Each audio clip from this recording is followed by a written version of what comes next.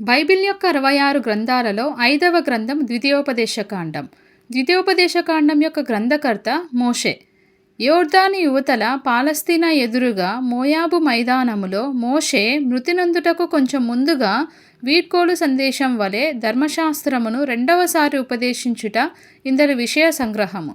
పూజనీయుడైన మన ప్రభువైన యేసుకు ఇది ప్రత్యేక ఇష్ట గ్రంథమా అన్నట్లు దీని నుండి ఎన్నో వాక్యములను ఎత్తిచూపెను. క్రొత్త నిబంధనలో 80 సార్లు ఇందలి వాక్యములు ఉదహరింపబడెను. ఈ గ్రంథములో క్రీస్తు ప్రభువు మన నిజమైన ప్రవక్తగా చూడగలము. విధేయతకు ఆశీర్వాదమును, అవిధేయతకు శాపమును నిర్దేశించబడెను. ఇజ్రాయేలీలకు దీర్ఘాయువు, వాగ్దాన దేశమును స్వతంత్రించుకొనుట, శత్రువులపై విజయము, అభివృద్ధి మొదలగునవన్నీ విధేయత ద్వారానే సముపార్జితము. పిస్గా నగము నుండి మోషే దేవుని కన్నుల ద్వారా మాత్రమే పాలస్తీనా దేశమంతటిని చూడగలిగెను.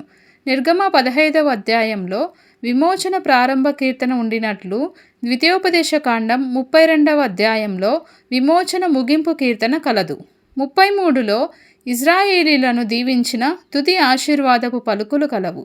34లో దైవజనుడైన మోషే మృతి నొందగా దేవుడే పాతిపెట్టి సమాధిని దాచి ఉంచెను.